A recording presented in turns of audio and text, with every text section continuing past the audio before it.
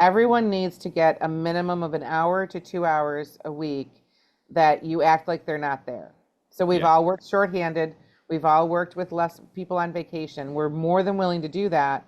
We need to structure that into our week. This is Growth in Dentistry, a dental intelligence podcast, where we ask the question, what does growth in dentistry mean to you? I'm Steve Jensen, a dated dental nerd and your host. Welcome, everyone, to another Growth in Dentistry podcast. I am so excited about today's topic. It is super relevant. We are going to jump into the details of revenue cycle management, and I'll share exactly why here in just a second.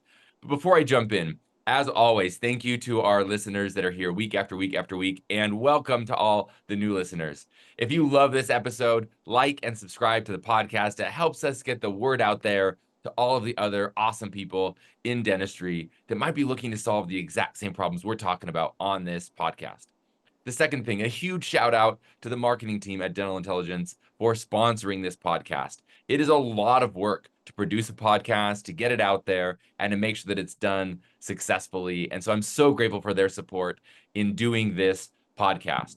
They always have a special offer. This month is a little different. It's exciting. So they will give you a $50 gift card for getting a demo. So that's like been classic. But you can also get 2 free months of a trial of Swell. Swell is a review platform that helps you get reviews from your patients. So they'll tack that on top if you want to come and check out a demo of Dental Intelligence. Now, that's all I have to start off. So I want to introduce our guest today. But before I do, I said I was going to share the problem. So one of the cool things I get to do is I get to look at the data for the over 10,000 practices that Dental Intelligence works with. One of the numbers I like to track, which normally is super boring, is called accounts receivable days. And that number just simply tells me from the time we complete treatment, on average, how many days does it take for us to collect that money? The reason why that's important is because that can affect payroll and paying bills and leases and purchasing decisions. Just making sure I understand, okay, like from all the work I'm getting done now, how long does it take before that cash actually hits the business bank account? So when CHC went out back in February, I kind of knew there was going to be this big balloon of issue that was going to happen. Like accounts receivable days was going to get big until we kind of got back into a good place. And we're now in July. So we're months and months away from that thing. And I thought would be back down to a normal range. So normal was 28 days. The average practice took 28 days to collect, from insurance and from patients. And we are still at 49 days. So we're still like flirting with 2 months to collect. So I thought, hey, I guarantee if there are a bunch of dental intelligence practices struggling with this, then the whole market probably is having still a struggle with some of these revenue cycle management issues. And I thought it'd be awesome to get an expert on. So I've got Colleen Huff. Colleen has her own consulting firm. So all she does now is just work on revenue cycle management with practices. But Colleen has been in dentistry for 30 years. This month is when she'll hit 30. She has been a practice administrator. I personally met Colleen a handful of years ago when she was running an ADOM chapter in Buffalo, New York. And she is just one of the sharpest, smartest individuals in dentistry. And I couldn't be more excited to have her come on and talk about how to solve the problem. So Colleen, welcome to the show. How are you?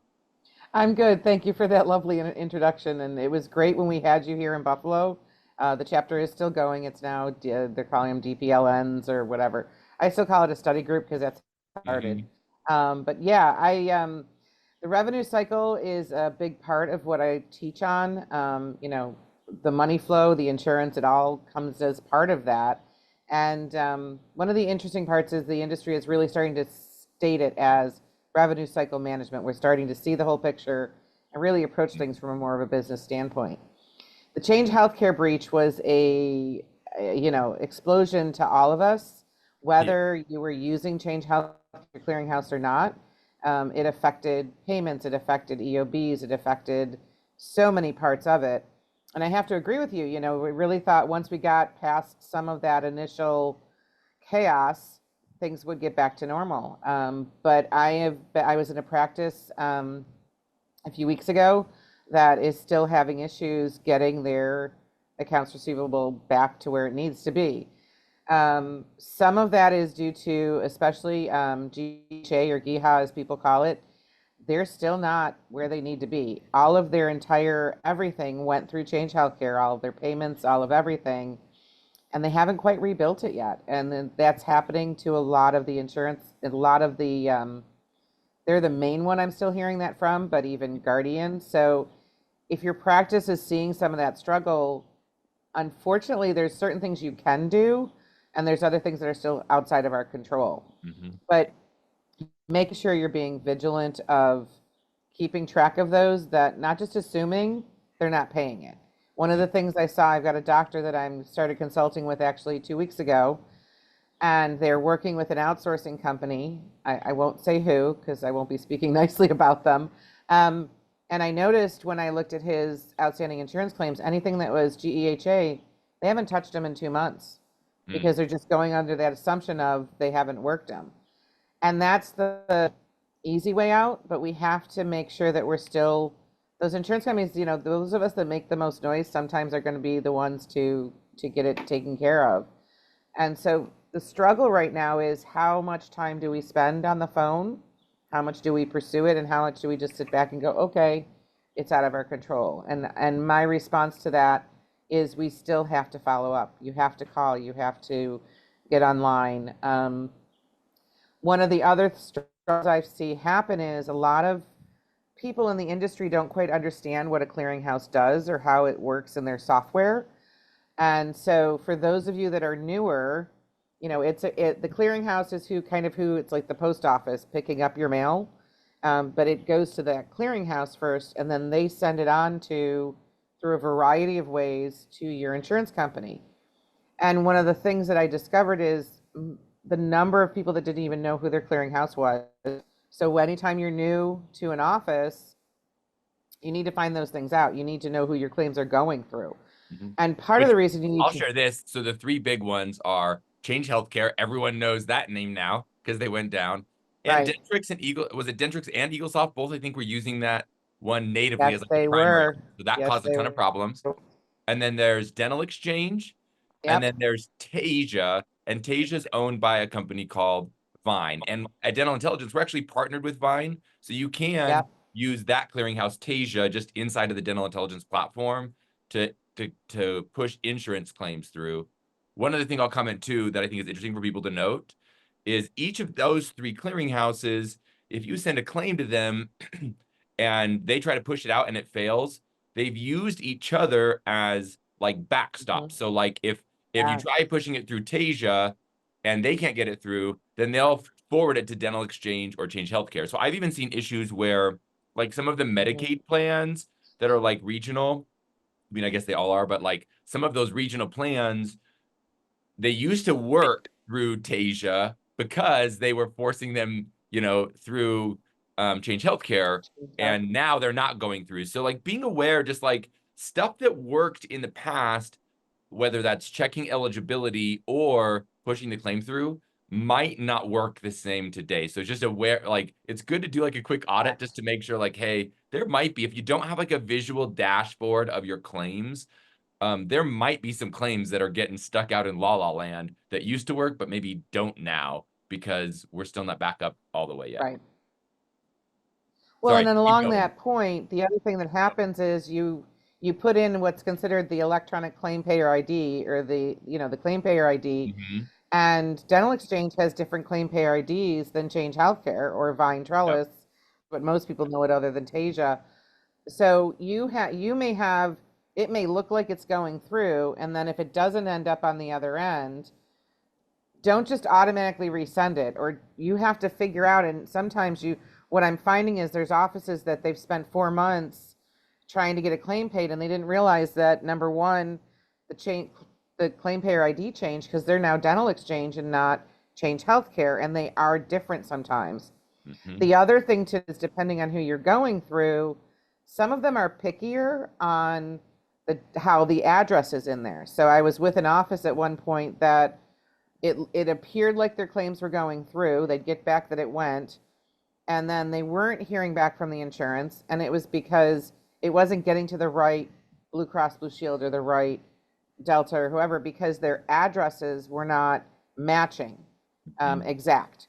And so if they had PO box whatever and they had the right claim payer ID, but the address had changed. So we get those notifications, and somebody didn't change the address. We thought, well, it's okay. We have the right claim payer ID. All of those little pieces are how the clearinghouse gets it to the right spot. Mhm. And the fascinating part, you were talking about them all working together. I learned that even more so during the Change Healthcare crisis when I talked to a number of my friends who, by the way, anyone who worked at Dental Exchange or Vine Trellis, they all need like, I don't know, a month off from Yeah, that time they all because hooked us up, like, because they they went into were hyper mode. working, no lie, 18-hour days. I Yeah. talked to people that were just exhausted. Mhm. Um, they really went to bat for everybody during that. And the other thing to note is from Change Healthcare side, part of the reason why things are taking longer for dental is because dental is just a teeny part Small, of yeah, who they medical is are. big for them, yeah. And so, no offense, but I even talked to a local insurance company to figure out who they were using, what ID they were doing, because things weren't going through. And I talked to the woman there, and she said, yeah, they didn't even talk to them for 3 weeks. Wow. So the people that were paying to use them, because dental was such a tiny part, they weren't focused on that. They were focused on the hospitals and the billions that were supposed to be going to the hospitals and medical facilities and things like that. Dental was just sort of like this little pile over in the corner. Mhm. And so that's why I don't think we're seeing even GEHA and some of them that are still trying to go back to Change Healthcare or stick with them.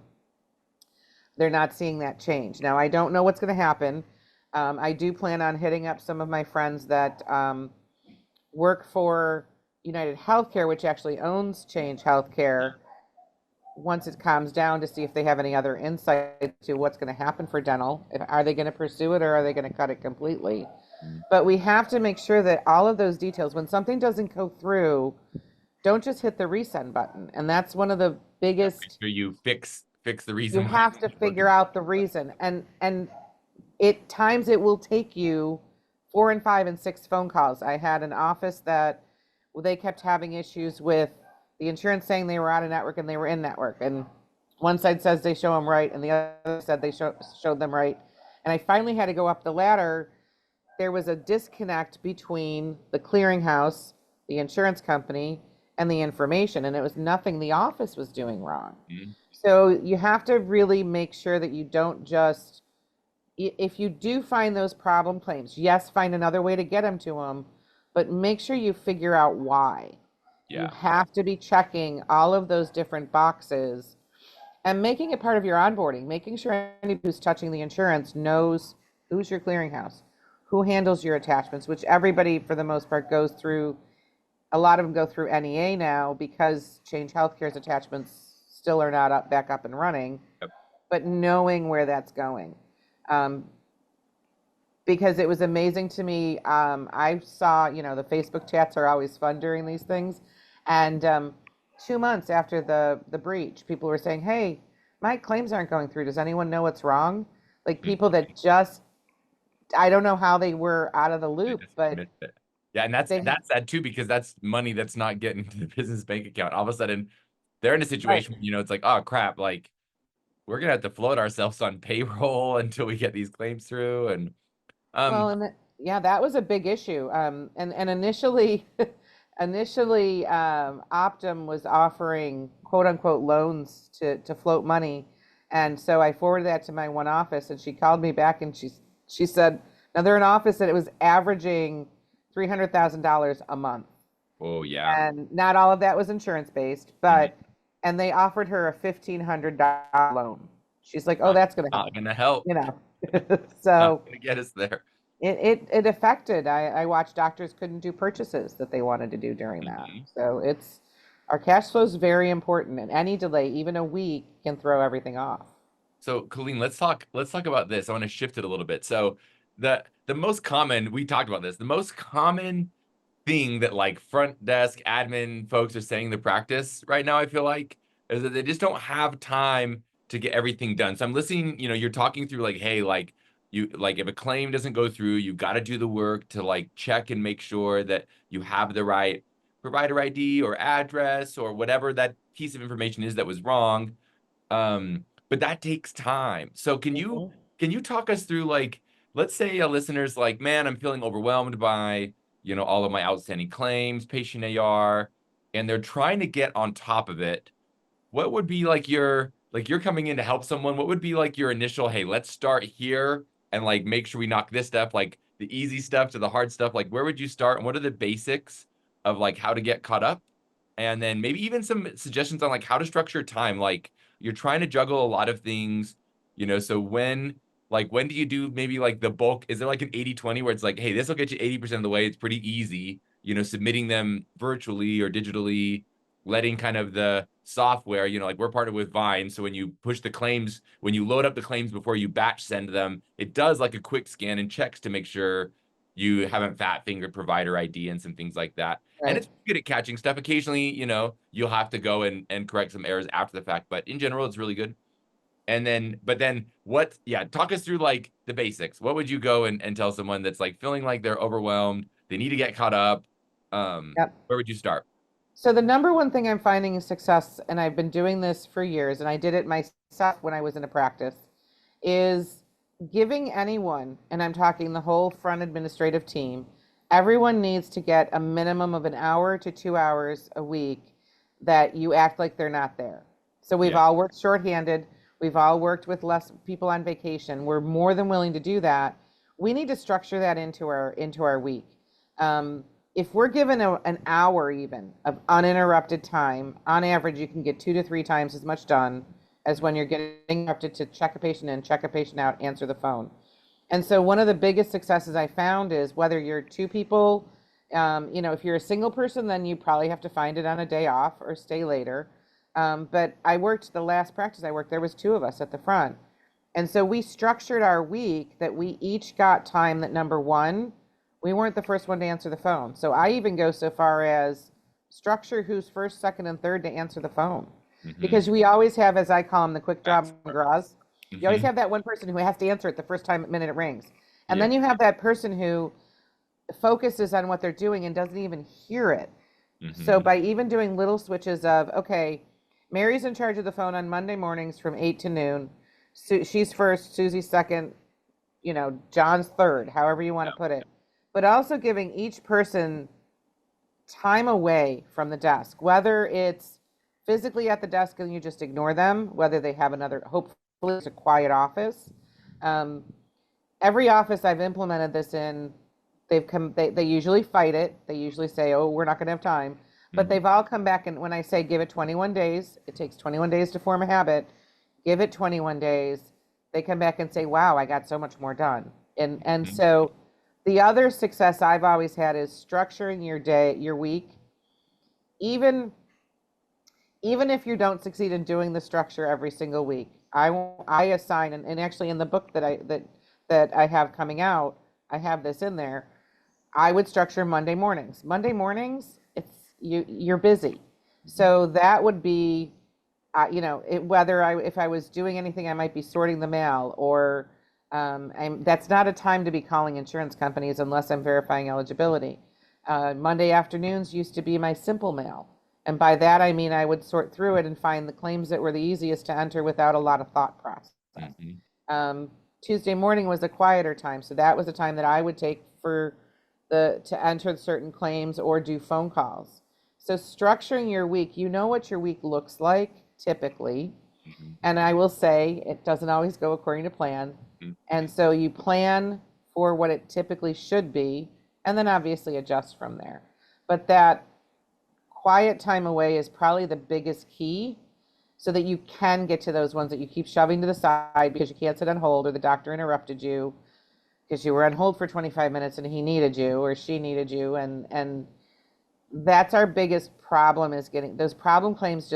They get to 30 days, then they get to 60 days, and then they're hanging over our head.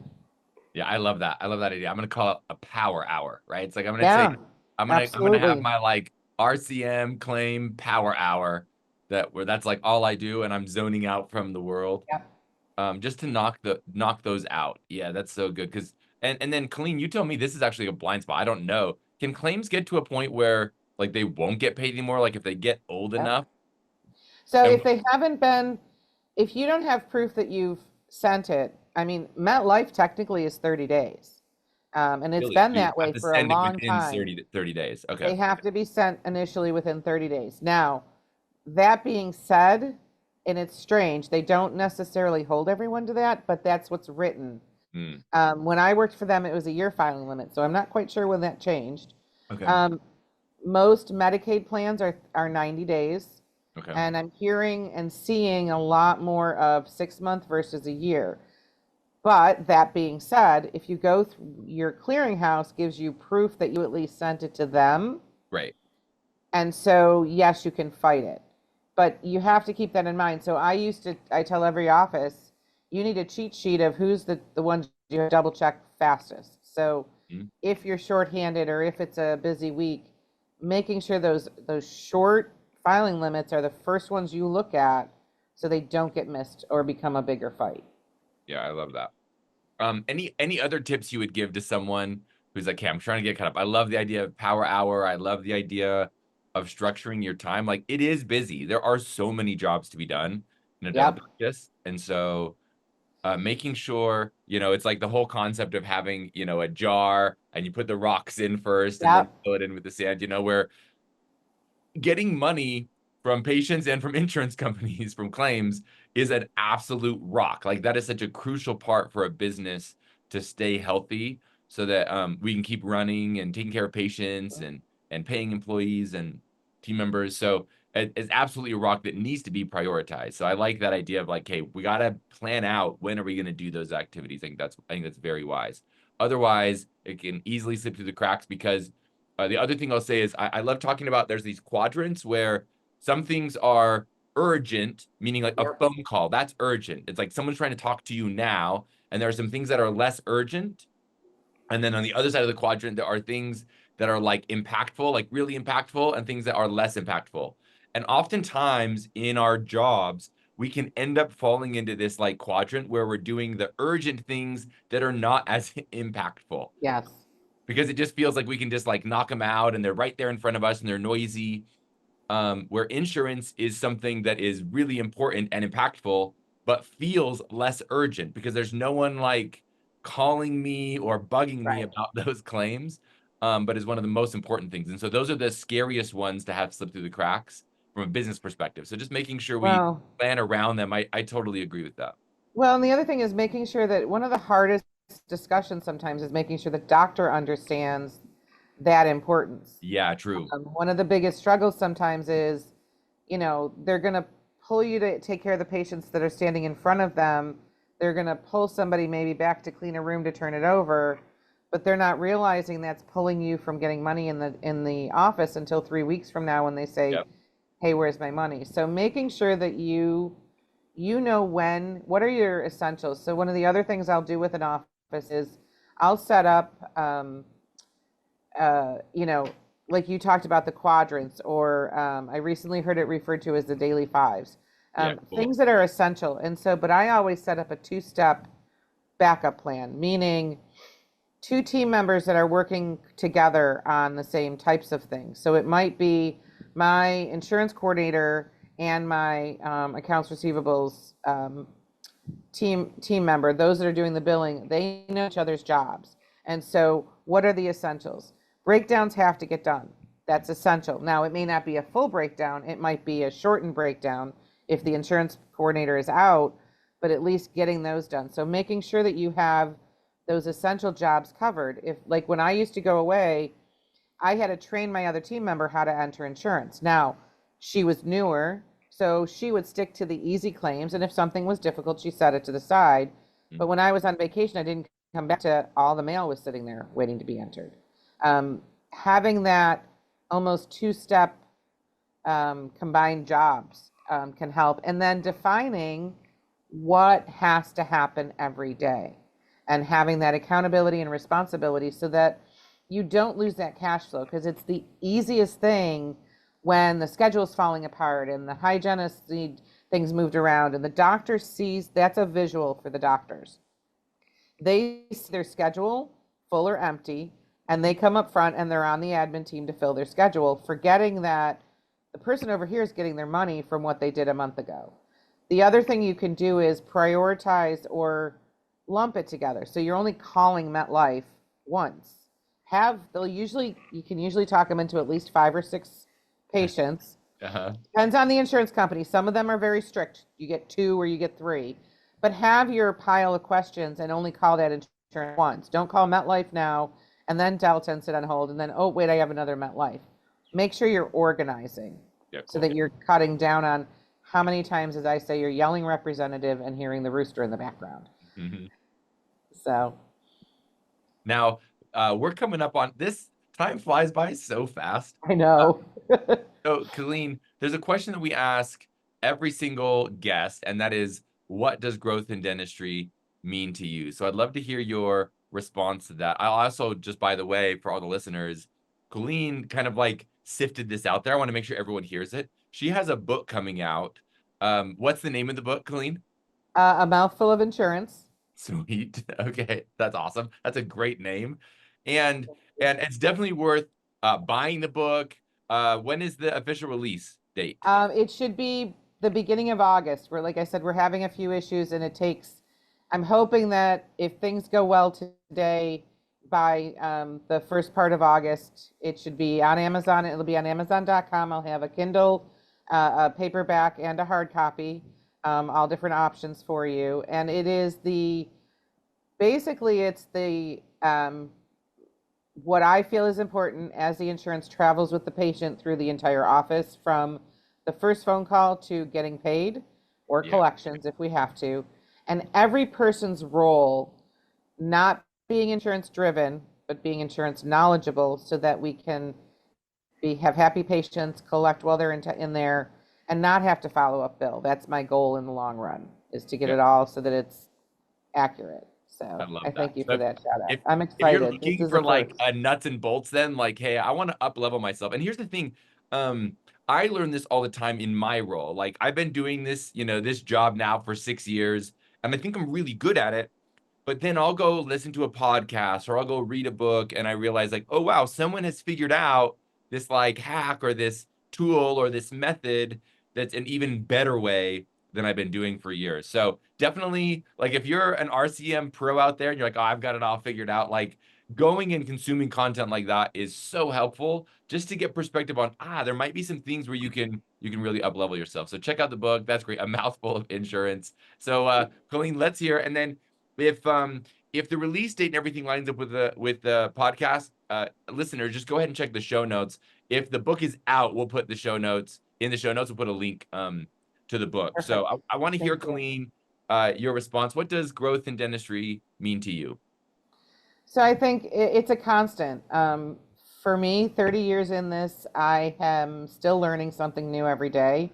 And so I think we have to continue to grow and not get stagnant. We have to be open to new ideas. I've been in this long enough. I've come from paper charts, and I wasn't quite pegboard. Those that are older will understand that. But I was paper charts and, dot matrix printers and, not electronic claims. When I was first at MetLife, were new. So we have to be willing to adapt and to change and do things that are uncomfortable too.